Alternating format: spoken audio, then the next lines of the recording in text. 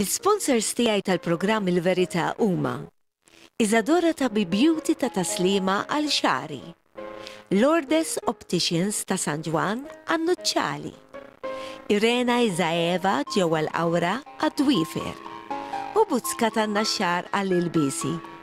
Nirringrazzjahom minn qalbi.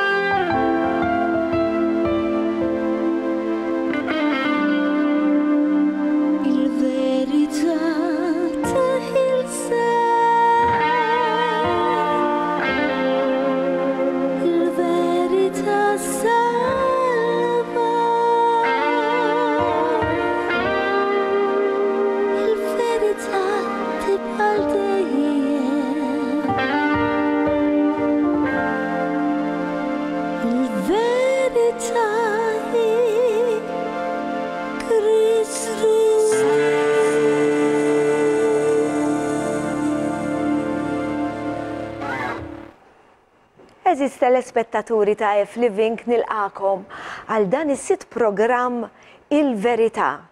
Il-Verità li tratta dwar il-kelma t'Alla, dwar Alla xi jrid minn għandna, ħalli ma jkollniex konsegwenzi, imma iktar u iktar biex nibqgħu ngħixu għal miegħu għall-eternità. Iħobbna wisq, tant li batinna lil Ġesu biex jifdina, biex kull min jemmen fih jisalva. Imma rridu nemmnu fih. Jiena llum nixtieq nibda b'dan is-salm. Infakkarkom imma qabel xejn li għandi l-paġna tiegħi fuq Facebook hemmhekk tistgħu tikkummentaw tibatuli messaġġi missaqsuni dwar il-kelma t'Alla. Issibuha Il-Verità din il-paġna. U barra minn hekk nixtieq li kolli wkoll iktar komunikazzjoni magħkom, ħalli nkun naf naqra intom x'qegħdin taħsbu u ngħinu lil xulxin ħalli dan il-ferħ li għandi jinġo fija tħossu intom ukoll. Anki meta nkun imdejqa nkun ferħana tgħiduli kif. Għax naf li kolli l-Alla miegħi u ħanorikom fi kif. Ġibu l-Bibja ħdejkom, tinsewx ħalli tkunu taraw bajnejkom stess dak li permezz tiegħi il-mulej xi jrid iwaslilkom. Araw xi ġmiel. Mela, ħammorru f'Salmi. Salmi 27. Dan is-salm ħan naqralkom minn vers 1 sa 5. Il-kumplament komplu aqrawh. Mhux lilu biss dan is-salm biss. Għax jiena dawn il-kelma t'Alla din li tini s-saħħa, dan huwa li kelli għalinna biex nieħklu Ġesu il-kelma tiegħu għax permezz mbagħad tal-Ispirtu Santu li konna ġo fina. Tiftħilna għajnejna u naraw xi jrid Alla minn għandna. Isimgħu xi ġmiel. Mela Salm 27. Il-mulej u d-dawl u s-salvazzjoni tiegħi. Min min għandi nibża. Din qed ngħidilkom hi il-kuraġġ dan il-vers li tani inkredibbli x'għamel fija f'ħajti. Il-mulej u kien tiegħi quddiem min għandi nitwerwer. Meta jqumu għalija l-ħżiena biex jaħtfuni u jikluni, dawk li għandhom għalija l-edewwa tiegħi huma jitfixklu u jaqgħu.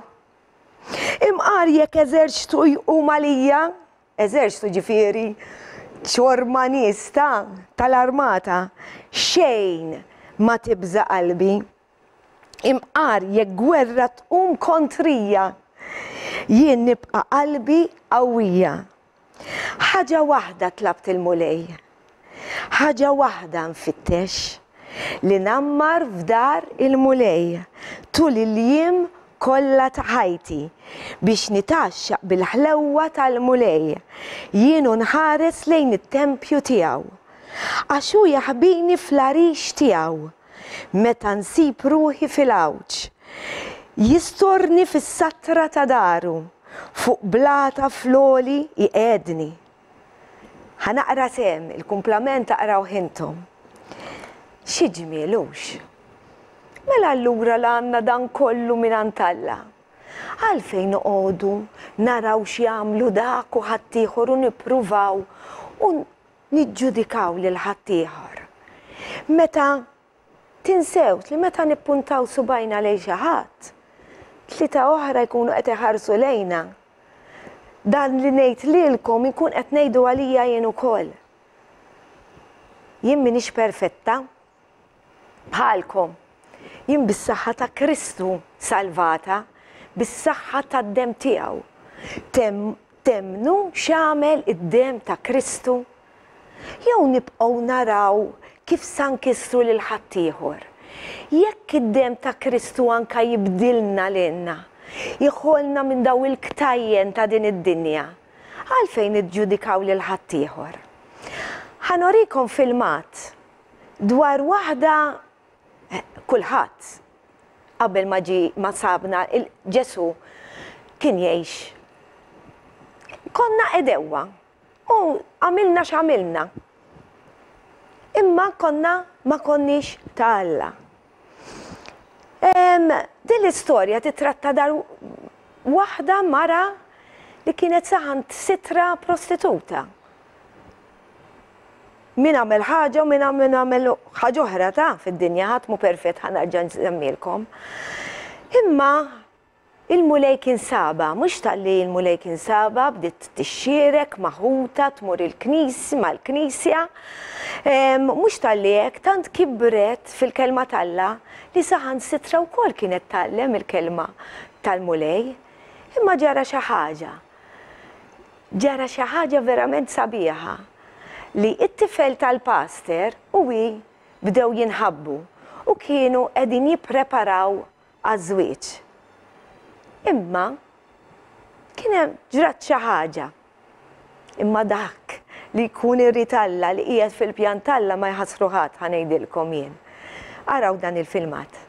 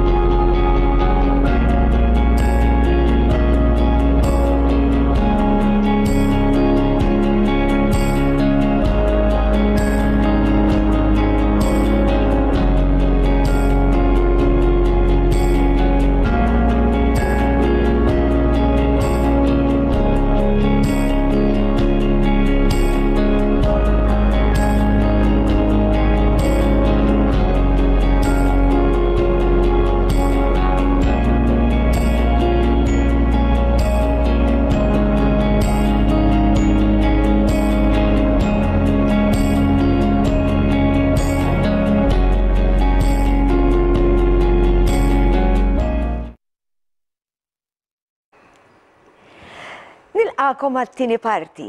Rajtuhom dak il-kliem. Id-dem ta' Kristu għandu saħħa li jaħfer jew le. Li l-passat ikun inħafer. Jew le. Meta niġġudikaw il-ħaddieħor, anka dil-ħaġa kif rajtu, ġrad bej il-Kristjani stess. Nemnu f'dak li hemm miktub. Nemnu fil-kelma tal-Alla. Nemnu f'Alla. Il-kelma u Alla huma l-istess, Il-kelma hija Ġesu. Li ġitaw fid-dinja fostna. U li mhux kulħadd laqgħu. U dil-ħaġa għadha qed tiġri sal-ġurnata tal-lum. Imma jiena u hija fil-mulej li ħanintroduċikom miegħu issa il-qajnieh meta sabna l-mulej. Nilqak għal dan il-programm Brother Aldo Lombardi. Ġej minn familja verament li kollha kemm intom bl-arti. Żejjinkom b'ħafna affarijiet sbieħ. Inti wkoll it-tifel Teljo Lombardi, u xek. Tgħidilna naqra dwarek kif kbirt u kif sabek il-mulej. Imma importanti għax il-passat kif kon għalhekk għamil dan il-video.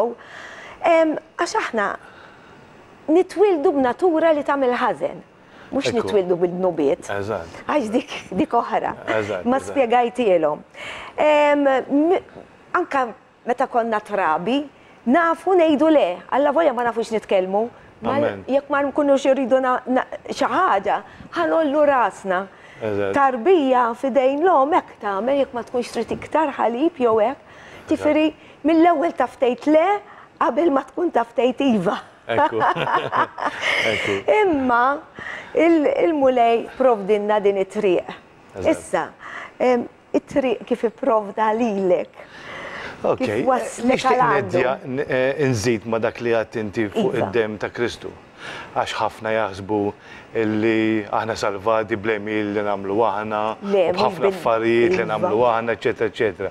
Ta' dan fl-Antik Testament għandna profezija illi meta il-mulej għal l-Mose biex jagħmlu biex joffru sagrifiċċju tal-ħaruf u d-dem tiegħu jagħmluh fuq il-ħorġa tal-bib biex il-mewt tgħaddi u ma tmiss lil-dawk l-ulil. U kull ma għamlu daw emnu illi dak id-dem ħajsalvhom, ma min dax fiduċja kellhom qed tifhem. Jiġifieri daw kull ma riedu u kull ma għamlu huwa poġġew il-fidi tagħhom f'dak id-dem tal-ħaruf illi ħajsalvhom mill-mewt. Eżattament. U dak huwa hija profezija li kien ġej għal-ħaruf ta' fuq Ġesaj għal Ġesu Kristu li għana salvati bid-den tiegħu. Jiena il-ħajja tiegħi il-mulej kellu ħafna x'jagħmel. Mhux ftiegħek tista'. 41 sena u nofs, jiġifieri ta' li kellu ħafna x'jagħmel għax meta inti tiġi fis-salvazzjoni, meta inti tiġi fis-salvazzjoni, il-mulej jurik urini isu film f'ħajti ta' fej kien miegħi ta' dawk l-affarijiet li protiġini minnhom. Grazzi mulej. U hemmhekk il-mulej jibda jippampjalek il-fidi il-fidi. Mela, 41 sena u nofs għamilt niġri fid-deżert. U meta l-mulej sabni ġifieri. Brother, anka jien.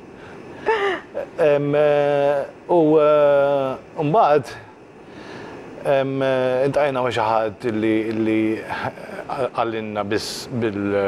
Inti bħala fil-familja hekk kif tlajt jiġifieri? Temmen? Ifhimni, jiena. Temmen jew ma temmenx għax hemm min ukoll jiġifieri. Aħna tlejna disciplina ta' knisja li mmorru l-qudies, immorna l-mużew, jien anke kont abbati ġifieri u kont tinfittex il-verità u biex ngħidlek il-verità, il-mulej fakkarni li kellu qisu xi 14 sena xtaqt nidħol patri. Okay. Kelli dik il-ħajra nidħol patri.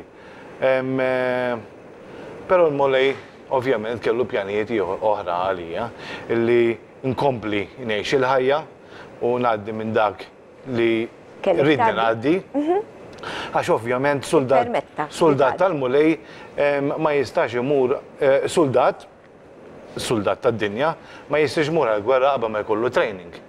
Il-taħriġ. Allura jien nemmen il-mulej ħallini jippermetta u proteġini biex ngħaddi mill-pudini li għamil f'ħajti kbar biex nasal għas-salvazzjoni għax kien jaf li jiena f'punt f'ħajti ħanċedi għalih. Ġviri jien tlajt ġviri li mmorru qudies, eċetera, eċetera. Pero kien hemm turning point f'ħajti fejn ma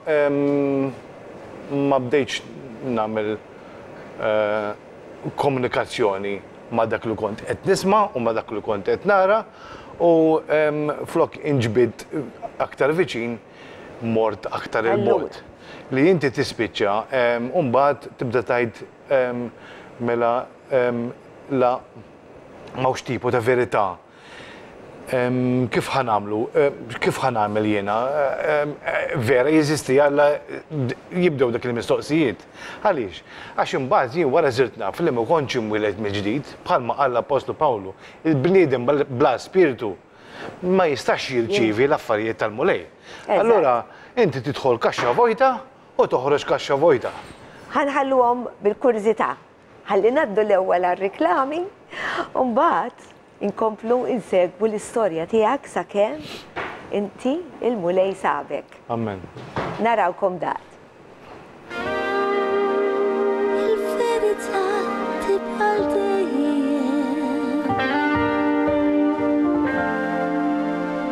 Il-verità hi Kristus.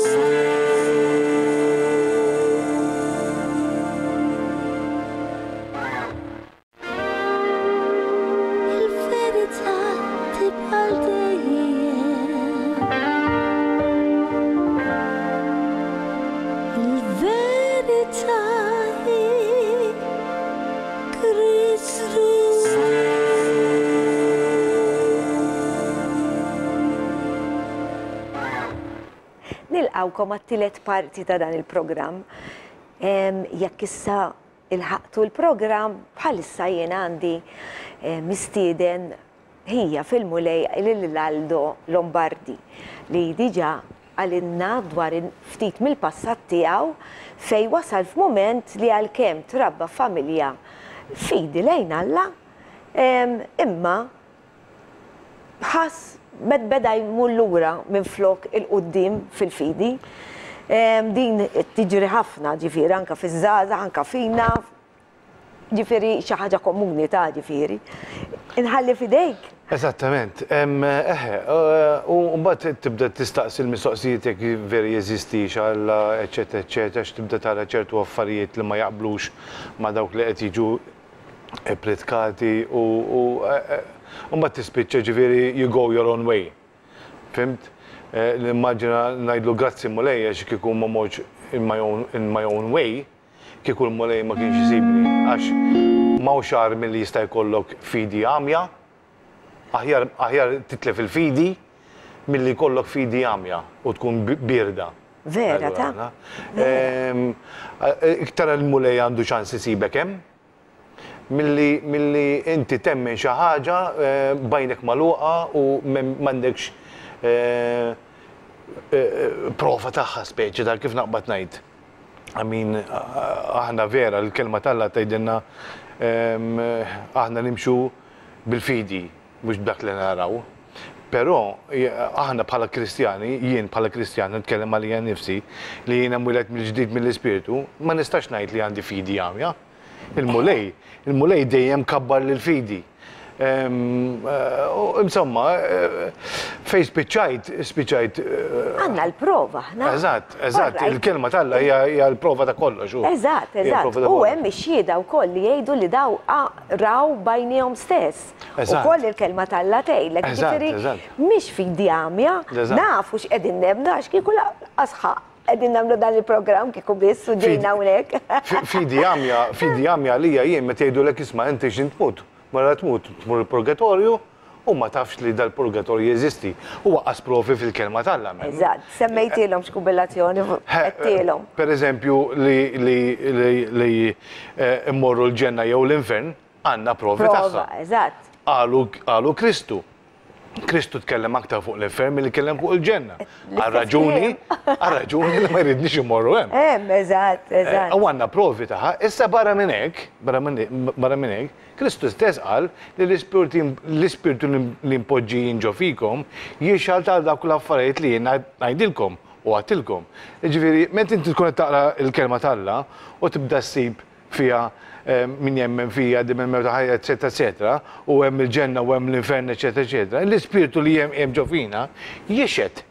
Jiġifieri, it proves li dak li qed jgħid huwa l-verità u inti minn ġewwa tikkonkludih bħala l-verità. Issa, per eżempju, purgatorju ma jeżistix. Mela jiena kif nista' nemmen m'hemmx communication mal-ispiritu li qed jgħid li hija l-verità. Għax huwa kompletament. Jien kont spjegajtilhom hekk jekk hemm purgatorju, allura qed ingidbu lil Kristu għal Ġesu fuq it-salib għal kollox mitmum. Eżatt. Mela s-sagrifiċċju għamlu sħiħ. Mela l-edda mhux sa jibatna l-infern għax ħa kollox għalina. Imma rridu mbagħad nieħdu nemnu fih, nieħdu s-salib u nibxu warajh. Ġifieri mhux jiġifieri sempliċiment nifqu hemm, imma jekk aħna ħelisna mill-infern. Jekk titemmen bil-purgatorju ta' xnejdunhom jien il-purgatorju hija hawnhekk. Fis-sens li meta l-Apostlu Pawlu qal intom tiġi irfinuti, hawnhekk inkunu irfinuti. Meta bniedem jitwiled mill-ġdid, il-mulej jibda jgħidlek isma' Aldo dik tgħidix, isma' Aldo dik tagħmilix, isma' Aldo dal-boħra irreġixxi b'dak il-mod. Hemmhekk nibda jippurifikana l-mulej. Eżatti, minn hawn irridu. Deċiżjoni għawti tissir, irdu ħallu l-mulej jagħmel dik il-bidla f'ħajjitna. Meta mutu tulejt imbagħad, m'hemmx jistgħu mhux jagħmlulna bdies u jitolbu għalina għax daqshekk. Finito. Ħela ta' flus. Hekk tgħid il-kelma hu. Dik is-sabiħ li għandek il-kelma li tixed għal dak li tkun qed tgħidu. U dan din il-kelma tal-Alla hija bellezza ta' ma nafx il-għala jgħidunna imma, meta ġili mux mill-bniedem miktuba. Eżad dik oħra. Vera mill-bniedem miktuba, imma u xi bniedem li ħajdlek indem u dur lejl mulej li hu bniedem ħażin li jipprova erraq bik. Għaw xi bniedem li ta' erraq bik jgħidlek imxi sewwa u tkellem sewwa u ġib ruħek maħutek u mal-orajn sewwa. Mela minnek, għaw l-ispjegazzjoni ta' kif saret id-dinja, kif ġiet kreata. Il-bniedem mhux m'għandux dik xi ħaġa li jista' ikun jaf permezz tal-Alla, le? L-inkiteb kollox perfett fl-ewwel 3 versi hemm letim inkredibbli mbagħad jasra d-dinja ġelna nemmnu bil-Big Bang. Insomma, imma ħankomplu naqra fuq ħajtek. Għalkemm nemmen li meta Alla tkellem kien il-Big Bang ta' ġibi. Oh, that's go, big. Kif. Xil-kelma tiegħu qawwija. Biex hawn dan il-ġimil kollu. Eżatt. U l-bniedem aħna li kreati hekk inħiżaw nimiġaw fil-ġbija tiegħu. Ara x'nistgħu nagħmlu, Jekk bniedem wieħed jistudja lajn l-octave nerves li fija u l-komplikazzjoni li fija. Impossibbli li tgħid li din kombinazzjoni. Jew li ġejja jew minn siġrinċ jew ma whatever. Imma insomma, nkomplu naqra fuq hekk. Amen. Mela. Kif sabek il-mulej imma? Mbagħad jiena ġifieri saħxa snin ilu jien kont għaddej, kont producer ta' dance music, kelli il-label tiegħi, record label. Kont tagħmel l-arranġamenti inti ġifieri jgħidil kont nipproduċi from scratch il-mużika tiegħi. Dance music, ġifieri li kien li jgħidula psychedelic trance. Ok. Li kont immur ndoqqa barra ġviri dak kien xogħli minn sbieħ filgħodu u nieħu breakfast nidħol fl-istudio u nagħmel nibda naħdem kelli album singles mmur ndoqqa iktar ix-xogħol tiegħi kien iktar barra milli hawn Malta. U ġeju sejju ndoq barra eċetera, minn dik kienet il-ħajja tiegħi, festivals, parties, nies, drogi, xorb, ħafna ġen minn dawn l-affarijiet. Fem li għalija dak iż-żmien ħassejtni li kont enlightened iktar mill-kumplament tad-dinja. Tifhem? Huma affarijiet sbieħ dawn l-affarijiet dak iż-żmien. Huma l-glitter li jurik l-għadu, tifhem, li jammixlek għajnek, jammixlek għajnek l-lum permezz tad-dawl tal-mulej naraħ li huwa dlam, ovvjament, skont il-kelma ta' eżatti. U kont għaddej ġifieri fimni. I mean, u at some point, oħt il-mara tiegħi Marie Claire, Lorraine, għaltinna. Inti sa dan istant kont diġà miżżewweġ dak iż-żmien ġifieri? Le, konna nabitaw flimkien. Konna tmiżlin nabitaw flimkien. U in the meantime, oħt Marie Claire introduċietna il-kors li huwa b'xej li jingħata fil-fellowship tagħna għaddu sal-lum li jismu Christianity Explained. Kors ta' żizzijat li jispjegalek x'inhu l-Kristjaneżmu u kif bdiet tispjegali instama interessanti. Fanni li naf minn dak il-għaddej Gas Down, dak il-żmien kont għaddej koncept album, jien għaddej Gas Down, għaddej biex xogħol u hekk. U x'ismu. U għattela mmorru, tati mmorru, jien għatli huwa mmorru. Meta waslet il-ġurnata jien ma morċ. All right. Nemmen li kien il-pjan tal-mulej. U ma morċ għax għattela. Marie Claire kienet marret. Marie Claire kienet marret. Dejt, Marie Claire kienet marret u għattila sa darbuħar għattila sa ħanizbicċa dal-album għattila għax kont għaddej fuq koncept album kien ħafna xogħol, l-istorja fih, eccetera, eccetera. U rrit joħroġ sa ċertu żmien. Għax inti kollok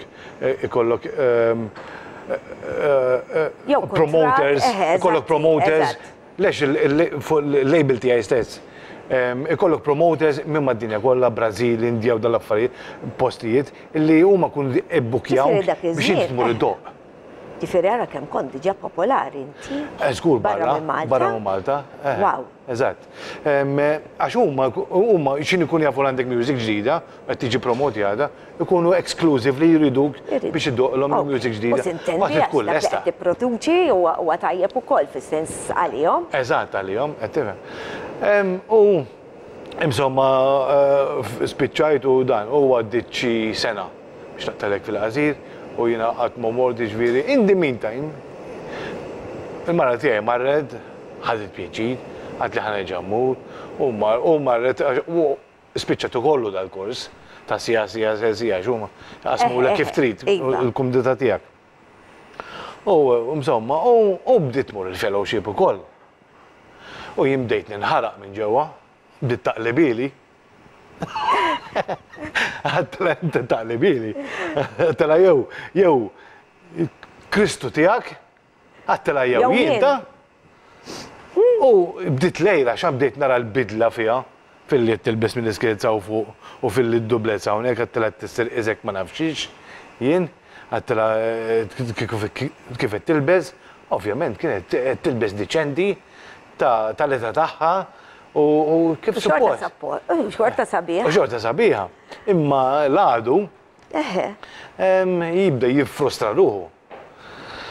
U għemmek bdiet il-battalja, fimtu ġifiri satajt l-ultimatum, għattilisma għattila jewem jewaw, għattila d-deċidi u għabdiet tikpi u għalt li d-dispieċini, għalt li ma nistax nitlaq il-molej, għalt li jekun hobbok ħafna, u bdiet tippakja. Mek rajt li hemm xi ħaġa bis-serjetà. tifhem. Il-mulej. Għal-kem aħna ngħidu nippreferu l-mulej l-ewwel, maħniex qegħdin narawh. U inti dik klikjatlek dik. Skur, hemmhekk ibdejt ngħid isma'. Sa titlaq meta inti taf kemm jitħobbok. Żgur, żgur. Dik jibbiċ u ħadd titlaq dan kollu lilek. Mhix ċajta. Żgur, jabbadni l-baħt. Mhix ċajta. Mhix ċajta. Meta jsibna l-mulej. Ma nistgħux aħna nħobbu. Għamlitlek tajjeb, ġifieri. Ma nistgħux nħobbu jekk Alla ma jiġix l-ewwel f'ħajjitna. Għax tant jiżranna imħabba inkredibbli li saħansitra nkunu nistgħu nħobbu l-ledewwa tagħna li naħfrulhom din mhix jien kieku jien imma nistax nagħmilha jien bħala bniedem mingħajr Alla ma nistgħux għax għad-dinja aħna boloħ. Eżatt. Li ma kien hemmx l-imħabba Alla ma naħsibx kienet tasal bil imma ara x'għamlitlek l-imħabba Alla li żrala l-mulej. U fil-fatt ħafna minn nies li jiġu fil-mulej kemm minn naħa u kemm minn oħra, kemm daqqa jkun raġel u daqqa jkun il-mara li jiġi l-ewwel. F'dan il-każ ġeneralment iktar il-mara għandha ċans milli għax iktar għal-baradba mill-raġel, raġel iktar gburi minn ġismu. Ma jifmuwiex di u jibda jgħidu għax ħan iġġilet mal-mara jew ħan iġġilet mal-raġel, imma jekk inti minn tixturi. Kemmu kbir il-mulej u x'bidla jagħmel fajtek u kemmu importanti jrid tiġi l-ewwel fajtek. Ir-raġel jew il-mara tiegħek. Kif jistgħu jagħmlu dak il-pass? Jekk inti weak, jekk inti dajjef, jekk inti min tix tirrispondi għal-mulej, kif id-raġel tiegħek jew il-mara tiegħek jista' jagħmel dak il-pass? Jiena nemmen illi il-mulej laħaqni permezz tal-mara tiegħi fis-sens li kieku l-mara tiegħi kienet dajfa u qalet le u ma baqgħix timur u sottomiet għal dak li għattela jiena, radil milli kienet jgħidilha l-mulej, kieku nemmen illi minix qiegħed fil-mulej jiena wkoll. Grazzi mulej. Grazzi mulej, Gloria lili. U bad, ġġara ġifieri. U bad ħad pakkja insomma u x'ismu, bad għattela u le għattela insija jien insomma. U baqgħet l-istorja sejra hekk. Nemmen li kienu qed jitolbu għalija, eċetera, u wara ċertu żmien kelli. Stenna, jaf naqrek. Temmen li kienu qegħdin jitolbu għalik. Ħanejdilkom it-talb għandu s-saħħa taqtawx qalbkom. Bil-fidi anka nfiqu. Nfiqu kemm spiritualment u anka fiżikalment. Imma ma nistgħux ngħidu imma jew ħatemmen jew le. Inkomplu b'din it-testimonjanza wara daw ir-riklami. Il-verità tibqa'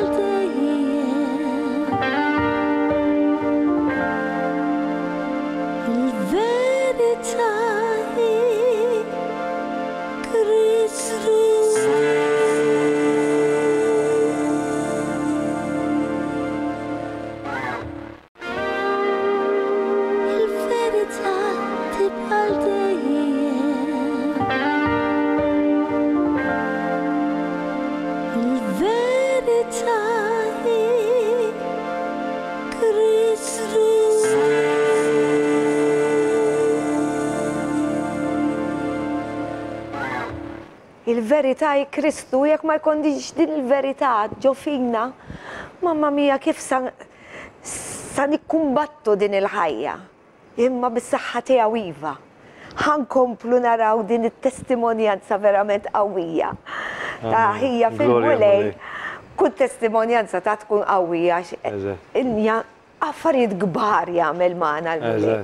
U jekk iridna nkunu tiegħu anki jekk nisgiċċawlu minn hemm u minn hawn għax hemm xorta jwassalna. Nemmen il-mulej għalhekk ħallina ngħaddu minn. Imma jien taf x'ngħid ukoll vera sgiċċajtlu minn hemm u minn hawn dak.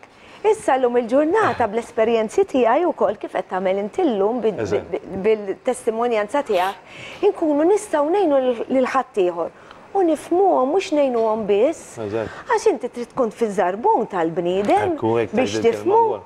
Għax, all right, jien kont per kazu depression, imma jekk jiena ma kontx fid-depression, kif sa nifhem ħaddieħor għaw min ikun fid-depression jgħidu u iva toqgħodx tinkwieta u dak u dak. Imma dak il-moment mhux dak li jrid jisma'. Għax dak il-moment jista' iktar iġelu biex imur jaqbes minn x'imkien u joqgħod lilu nnifsa x'ikun xaba'. Ikun xaba mid-dinja u jien naf xi ġifieri, ma tibda tħares xejn. Vojta tkun minn ġewwa.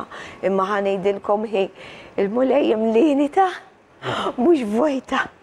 Għax, vum. Amen. Wis, u ma nkunux egoisti, aħna nkunu rridu li dal-ferħ. Taqsmu ma' Naqsmu ma' ħaddieħor ħalli ħaddieħor. Mhux nżommu ħalina, imma rridu li ħaddieħor iħoss dan il-ferħ bħalna. Huwa dak l-ispiritu tal-mulej li poġġi fina. Iva, eżatt. Għalhekk Ġesu għaxi dik hija l-ħabba tiegħu u x'għandru. U x'għandru l-kelma. Kullimkien. Niftakar dik jiena darba. Kont qiegħed naqra dawn u niftakar ommi issa li ħallitna 4 xhur ilu qiegħda mal-mulej. Kienet qalt li kienet tatni Bibja insomma. U qed naqra minn Mattew u ġejt f'dak il-vers fejn qal morru u xandru il-kelma tiegħi mal-erba' wieħed tad-dinja. U mort għand ommim, għattela mat, tara taf x'qed jgħidilna Ġesu. Qed jgħidilna biex immorru inxan qed li dak m'hemmx nies apposta li jagħmlu għadil għal-sissin. Għattela mea liħta, għattela jien toħos li qed jgħidili. Ġifri da ħafna qabel ma jien mal-mulej sabni, tifhem? Ħafna. U qabel dal-każ li taħrab sa titlaq il- ħafna qabel, long time ago, kont għadni qasna fil-mara tiegħi, li l-lum il-mara tiegħi. Fakkarni f'xi ħaġa oħra jinta meta kont żgħira. Dak il-vers daħal ġo fija u baqa' hemm li mbagħad fakkaru li l-mulej meta jien ġejt fih. U hekk qatt meta li qatt marra li qed jgħid personali, ħassejta vera personali, fimt? U meta tilħaq per kazu tidħol bħatri u hekk forsi għax jienu kollha mill-żmien. Da ħafna wara, ħafna wara. Tarġa' ħafna wara. Orrajt, għax anka jiena mill-żmien li kont qed immur għandi sorijiet u bdejt inħoss li għandi mmur hemm magħhom ukoll, ġifieri għaddej dak perjodu hekk, qed tfakkarni ħafna affarijiet qed iġib ninse minn fejn jiena li għaddin il-mulej biex wasalt u mbagħad biex inkun tiegħu. Kompli. U insomma, mitet hemm u dik il-biċċa min mitet hemm. Għalkemm il-mulej mbagħad fakkarili wara meta x'ismu. Neġu naqbżu għal-biċċa xogħol ċedejt, jiena kont jien li ċedejt, għattela tmur imkien insomma u l-mara tiegħi li ma kienx għadha l-mara tiegħi insomma. U ċedejt jien. U f'qalbi għad isma' xi ħaġa vera qawwija biex ismu. Imma insomma għadda żmien kif qed ngħidlek, kont naf li kienu qegħdin jitolbu għalija, ħin minnhom kelli blockage ma stajt nipproduċi xejn, għadtela nisperaw li minnhom xi titolbu biex ma nipproduċi xejn iżjed. In the meantime spiċċajt album ieħor jien. U l-istess kun wasal biex jiġi kont spiċċajtu mill-mastering, għax dak nagħmel kollox in studio kont il-graphic design tal-artwork kont nagħmlu jien ukoll. Insomma, u kelli ġifieri bħalma spjegajtlek l-ewwel ibbukjat l-emmolaw biex imur postijiet bħal-Brażil. Partisu f'dawn mad-dinja kollha, barra mill-Ewropa u fl-Ewropa. U bdiet din l-anxiety ġo fija. U anxiety u. U fl-istessin kont bdejt tmur inti fellowship jew xejn. Xejn. All right. Bdiet din l-anxiety u kont spiċċajt immur niġri fil-ħodu u niġġogja mill-qawra u x'ismu u Mbagħad spiċċ meta nieqaf meta nasal id-dar jiġi din l-anxiety biża' kbir. U mort għand it-tabib għatlu sma tiġili jekk inta nipinnoli biex nieħu dawn l-anxiety pills insomma l-istess jgħaddi l-effett u nerġa' nibda nħossni l-istess. U mbagħad li beda jiġri li bdejt kull nkunu flashijiet naraw xi film jew xi ħaġa hekk, bdejt nara xi ħaġa li jiena nkun għamilt jew kont għamilt. U bdejt inħossni, bdejt ngħid ma dak affarijiet tal-passat u għalfej m'għadniex nagħmelhom għalfej qed inħossni ħażin. Illum wara mbagħad realizzajt li kien il-Holy Spirit, l-Ispiritu Santu, qed imisni biex jiena ndur lejn mulej u nindem. Imma inti ma tifhimx. Għax ma tkunx taf x'inhi x-xogħol tal-Ispiritu Santu, meta inti ma tkun kull ma smajt reliġjon biss. U Marie Claire, il-mara tiegħi, ħadet ftit jiem u konna ftit jiem flimkien insomma u ndunat li hemm xi ħaġa troubling me pa' speċi. U għat li smat li ġari għattara l-ċidu li ġili. B'dak tħossok u kontu il-kondiġat minn snin. Mutrit, anka inti għam il-gallerija l-izvel, to end that anxiety u to end them thoughts u hekk. Mela, tipo ta' depression. Ma nafx, ma nafx. Skużani. U dak l-istess mistoqsija li saqsi, dik ġejt fl-anxiety. Għax indunajt li. Mbagħad wara ftit għadt tisma' għadt li żgum ġarek xi għadt li m'intix normali kif nafek jinta.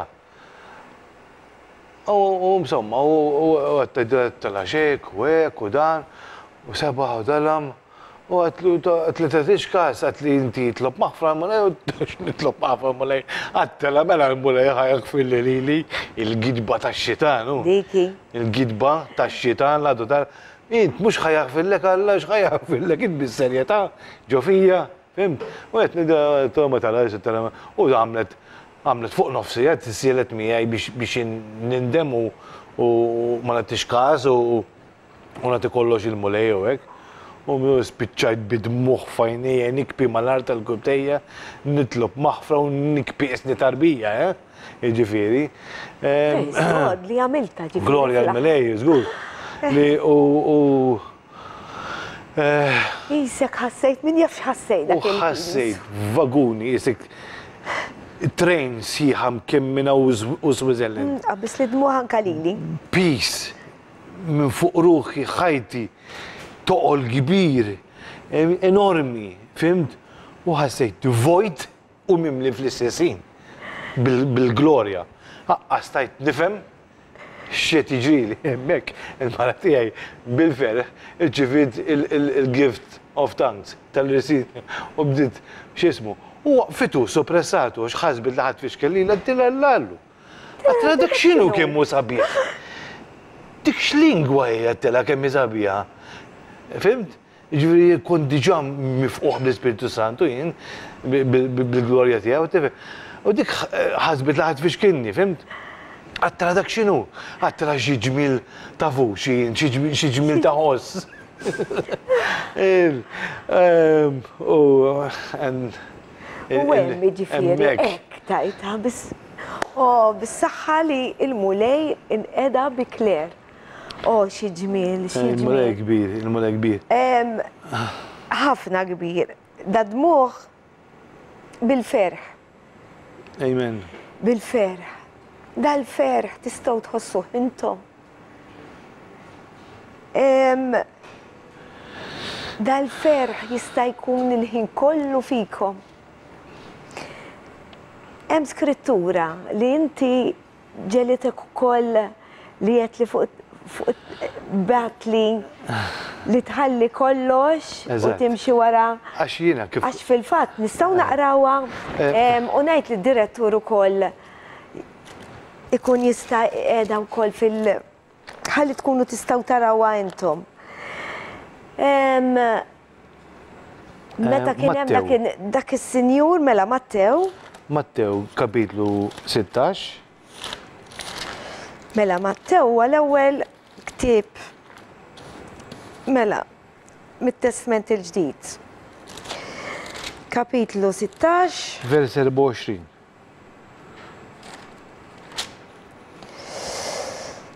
Aqra, brother.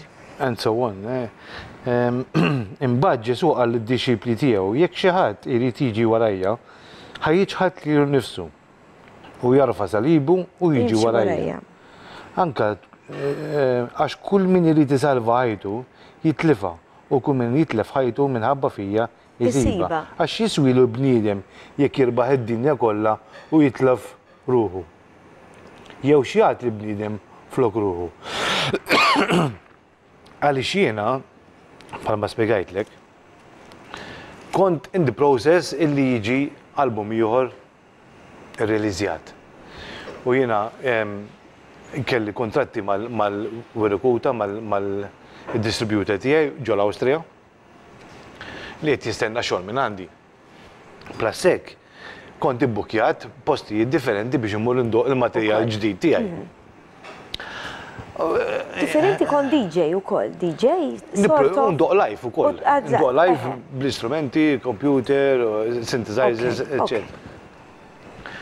Bdejt bħala DJ, tifhem, mbagħad tibda tidħol fil-music u tibda tipproduċiha inti. Tifhem. Allura jiena ġejt bej ħaltej għalkemm mimli bl-ispiritu u ċevejt is-salvazzjoni u l-mulej salvani dak il-ħin. Għatti ma jinx ħanamel issat. U kont ġifiri battimur il-fellowship u saqsejt elder minn hemmhekk. Għalli ħanajdlek, għalli jena mux l-Ispiritu Santu. Għalli ma nistax ngħidlek x'tagħmel u x'ma tagħmilx, għalli ma nafx x'tagħmel iżgħar spjegajtlu x'qed nagħmel, eċetera, eċetera. U għalli itlob wara l-mulej xurik. Għalli xinudlek ngħidlek jiena x'għandek tagħmel meta inti għadek ma wasalx għalija li biċċa xogħol. U nitlob u nżum u naqra l-kelma talla u darba minnhom ġifieri għax biex kont qed naqra dak il-ħin ta' bum, ġielek il-vers highlighted fija. Smajtek ħalli kollox u għaj waraj. U rrealizzajt għati ma jistax ikun weekend nkun disċiplu tal-għadu talla u l-weekend ta' wara immur nolli dejja u nfaħħar alla kull minn tajda n-nies minn mux mwilet ġdid jgħidulek imma x'kont qed nagħmel ħażin. Ħanejdilhom x'kont qed nagħmel ħażin. Il-mużika li kont nagħmel jiena sewwa. Ma kontx nagħmilha b'dak il-lan, jien band artist. Eżatt. U jien nista' nifhmek. Imma il-mużika qed tintuża ġodaw il-festivals li kont parti minnhom wara kollox, jiġifieri minix qed kont parti minnhom li kont nieħu pjaċir bl-istess affarijiet. Drogi u ħafna affarijiet u żgar li huma ħafna l-bot mill-glorja talla. Allura mbagħad b'dak il-vers jiena realizzajt kif jista' jkun jiena daqqa nimxu wara l-glorja talla u l-weekend ta' wara, jew l-istess weekend stess, għadni ġej minn barra, nimxu wara l-glorja talla, jew lem, jew law. U kelli waqqaf kollox, ġifieri waqqaft il-release tal-album, u waqqaft il-gigs li kelli mur indoq, waqqaft kollox. U kelli l-koraġġ li meta il-raj staqsek kemm xi ħadd jixtieq jixxerja xi ħaġa, u għallejt idejja u xerjajt li ħawaqqaf kollox illi jena. Għara s-saħħajtina x'mux ċajta ta' jena. Il-mulejt jena nifmek, jena nifmek għax jena fil-mużika bħalek ġifieri u din hija huwa talent ukoll li l-mulej rina nużawh. Imma skont fiex u xiex. Għax imminti ħassejt il-mulej gwidak li għandek twaqqaf? Hija glorja l-kombinejti għalija nifsi li kif taqbad tajt? Biex twaqqaf dak kollox? Biex twaqqaf dak kollox. Fil-fatt hemm passaġġ ukoll Fej kien hemm dak lani u saqsa lil Ġesu x'nista' nagħmel biex jiena biex hu ikun jista' jmur u jgawdi Umbat għallu, sintendi, il-Ġesu għallu semmilu xiri talla mill-mandamenti ġifiri minn u stess. Umbat għallu biħ kollox u jimxi warajja. Mix ċajta ta' Mhix ċajta. Issa ma jfissirx li Alla jridna fuq rata. Jew li ġifiri ma jkunx biex niklu, jew inkella biex. Anzi, jridna li jibatinna xogħol. Ħalli aħna dejjem nikbru u nkunu nistgħu ngħixu kemm jista' jkun din il-ħajja u jkollna dak li għandna bżonn. Eżatt. Jekk ix-xogħol ma kunx qed jagħti glorja l-Alla. I mean, daqsxejn, ma tistax inti timxi. Eżatt, I eżatt. mean, kemm għaliex ma bqax tagħmel l-istess mużika għal-mulej. Da min irid jismaħħa. L-istess mużika ġo parti tal-mulej, kieku jisparawli. Inti tista' tkun pole dancer għal-mulej. Jekk kieku kun pole dancer, tista' tmur tagħmel pole dancing għal-mulej. Għal-mulej, le. Ma tistax. Jew ħad titlaq. Tisfen għalih iva biex tmur il-pjeġi kif għamel David. Ejja ma waħdu biex Illum il-ġurnata bil-don li tan il-mulej, indoq id-drums fil-fellowship, unkanta, unfaħħar l-Alla. Kif it-tifla wkoll hija l-worship leader tipprepara t-tifla tiegħi. Iżadora għandha l-professjoni bħal mara tiegħek ukoll hija l-sponsor tiegħi wkoll bħala hairdresser. Imma sabna flimkien il-mulej, dik kienet grazzja kbira għalina. Ma xi tammidna wkoll flimkien. Jalla l-mulej tiegħi l-ħin li tiġi f'dan il-programm u tagħti t-testimonjanza tagħha x'kienet ilha minn kellha 10 snin f'depression. Id-depression il-mulej ħelisa minna minn dak il-moment li tagħmdet it-tifla. Kellha 10 snin mhux ċajta. Għaddejna flimkien imma l-mulej dejjem kien hemm magħna u jekk jirnexxiela nitlob hawnhekk flimkien miegħek li jsibilha l-ħin u tiġi ħatat it-testimonjanza tagħha. Inkredibbli. Qegħdin taraw intom eżis telespettaturi. Alla kemm hu kbir. Aħna ġifieri nies bħalkom u ħanejdilkom kulħadd waħażin Alla bissuwa tajjeb. Aħna m'aħniex perfetti. Imma dak il-mument li nitolbu maħfra lill-Alla dak il-ħin nsiru perfetti, nsiru bojod daqs is-silġ. Imma aħna ta' bnedmin li aħna żbalji minn hemm u minn hawn, imma il-mulej jigwidana. Għax ħafna jgħidu minti għamilt ħafna affarijiet ta' jien mhux bħalek ta' qatt ma ħad drogi, jew qatt ma għamil dawn l-affarijiet.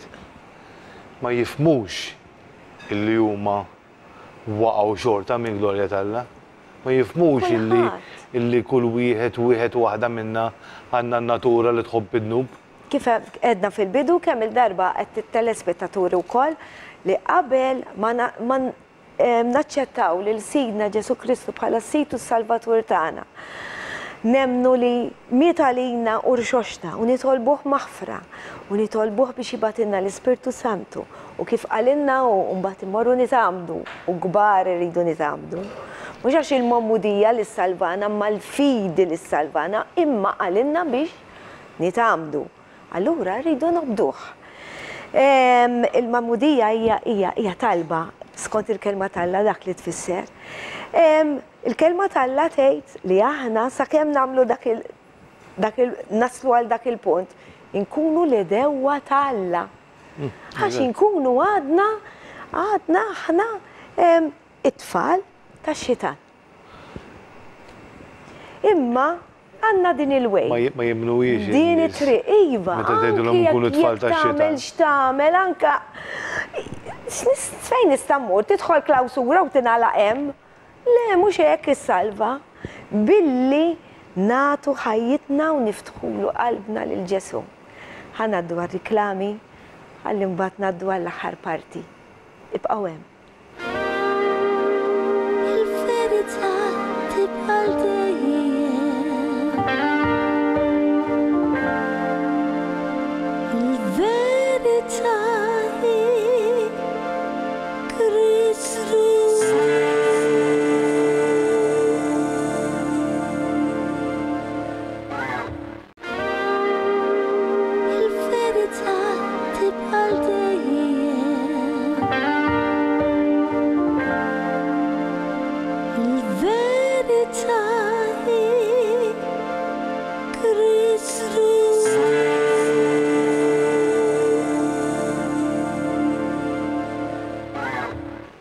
il-verità tibqa' dejjem, il-verità teħilsek u l-verità hi Kristu kif ħelset lilna lili u lilek, brader. Għażiż ħija.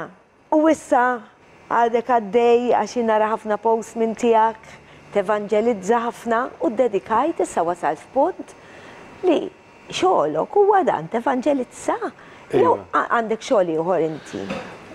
Xogħli huwa da li kull fejn dawar rażi ma kull minn nintaqa' nkun fejn nkun il-mulej jiftaħ il-bibien and I go in. Jien minn marrit ara imma l-Ispirtu Santu ta' ikun naqra puntek xi ħaġa kelma u mill-ewwel niftaħ u ma nkunx nista' nieqaf. Jiena minn dakinhar li tammiet il-sieni ma setax jieqaf.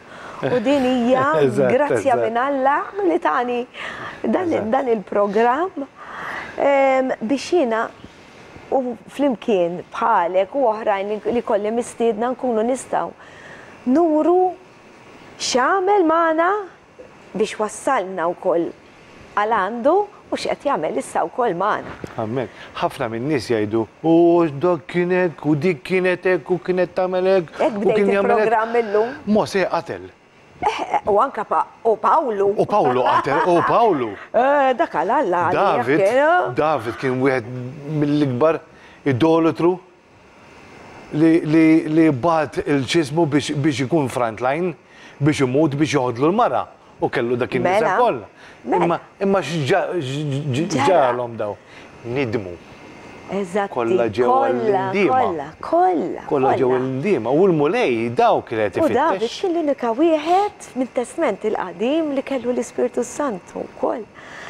Ara kemm juża nies biex jigwidawna għalina, għalhekk din hija l-kelma tal-Alla.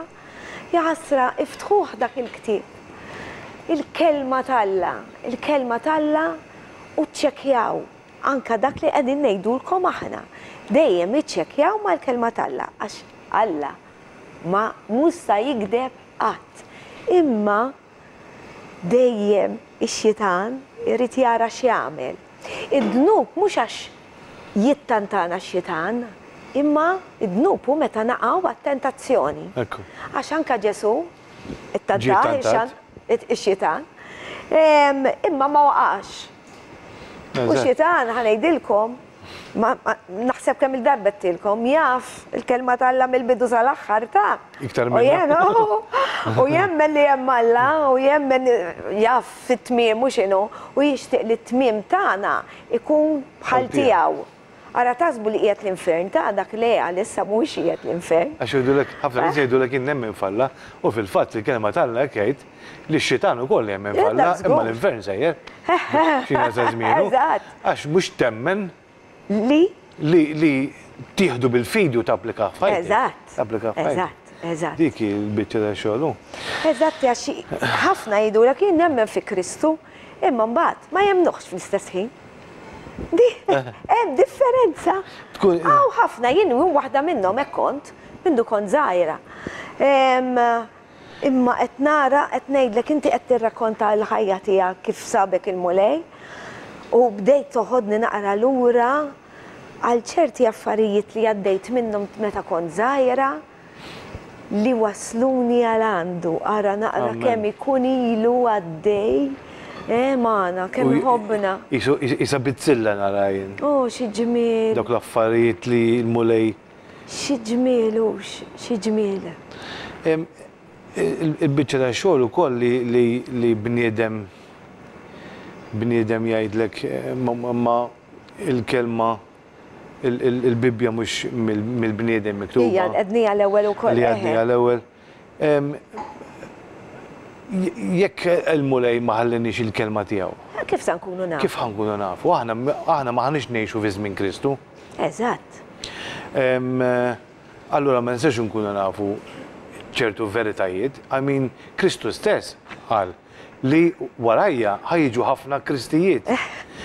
U dan ma fissirx biss illi ħajġu nies bid-daqna jew kif ipinġuh sewwa. B'xarru twila, li ma kienx b'xarru twila. Bħalek semmejt id-daqna. L-iskrittura stess tajt illi għal dak iż-żmien huwa kien xi ħaġa ta' dużunur li raġel li kollu xaru twila, dak iż-żmien, l-iskrittura tgħid illi allura Ġesu żgur ma kienx ħajprova jkun ta' dużunur ta' rebellioni għal-soċjetà, jiġifieri ma kienx xaru twila le Ġesu. Il-punt li rrid nasal għalih huwa li għalkemm meta Kristu qal ħajjiġu ħafna Kristijiet warajja, jiena nemmen li huma ħafna twemmini differenti. Jiena nemmen li l-Kristu li twilit fih jiena, illi kbirt fih jiena, mhuwiex l-istess Kristu il-vera li jinsab fil-Bibja. Għaliex?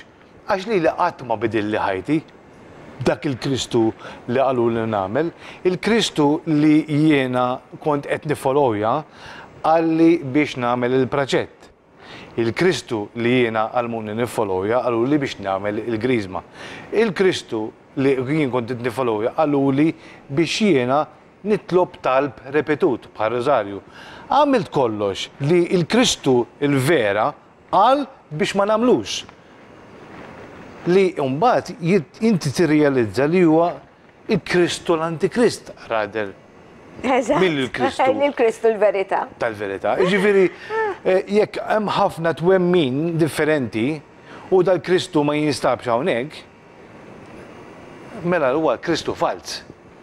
Bħalma jiena nista' ngħidlek isma' inti qatt ma taf fis-suq sewwa u ngħidlek isma' bit-tabella ħamra blajn abjad tista' tgħaddi ġo fiha ta' u inti tgħidli all right.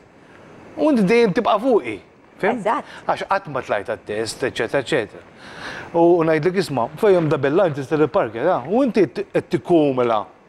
Nimmaġinaw li inti ma tirċivi ġiddar, qed tirċi kull ċitazzjoni inti waħda wara l-oħra. Waħda wara l-oħra. Kelma tiegħek mhux Imma what one fine day, ġie xi ħadd qallek isma' dak tip tal-kodiċi qalbi ara, aħna nimxu ma' da. Ara x'inhu, ara li żbalji qed tagħmel. Ara li t-tabella ħamra blajn abjad ġo fiha hija no entry, ma tistax tgħaddi minn ġo fiha. U fejn hemm line doppju ma tistax tipparkja. Kemm spjegajta Inti x'ħatajt? Jiena dejjem hekk tal-limta. Ma jinteressanix dik tibda. Mela jibqa' iċ-ċitazzjonijiet. Allura, imma iktib ta' kodiċiet jgħidlek hekk. Issa aħna dan ħadd ma qalilna unkoraġġina biex naqraw li fis-Salmi u l-Proverbi, u l-Salmi u l-Proverbi mhux ħankunu nafu il-messaġġ ta' salvazzjoni jekk inti ma tkunx taf it-testament. Il-kelma talla hija minn Genesis sa Revelations. Eżatt. U ħanalqu hawnhekk bit-testimonjanza tiegħek grazzi u grazzi Mulej tal-li batli lilek għal biex nagħmlu dan il-programm illum. U jalla li jservi wkoll għalikom. Jiena eżis telespettaturi ħan ispiċċa b'kanzunetta bħas-soltu mill-album tiegħi li jisimha The Lord is on my side. U ħanejdilkom ta' u veru mhux on my side. Hawnhekk. L-iskrittura tgħidilna biex nilbsu lil Kristu. U lajjin għandi lil Kristu m'għandi xejn minn xiex nibża nista' mhux ngħaddi minn hemm u minn hawn u affarijiet u jkolli edewwa u jaraw x'jagħmlu biex ikissruni għax jiena dejjem nirbaħ bis-saħħa tal-Mulej. Isimgħuha.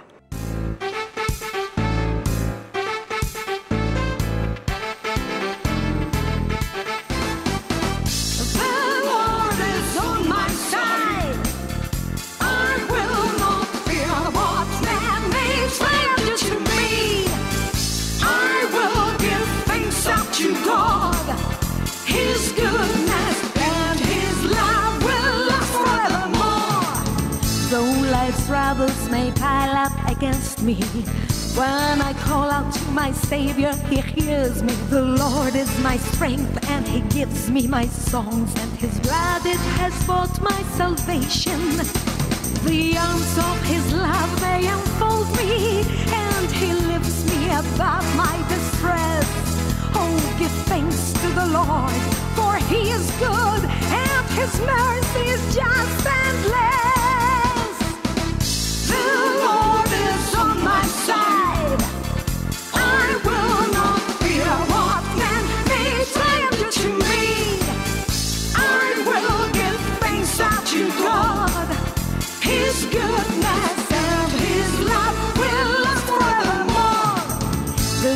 day which the Lord God has made.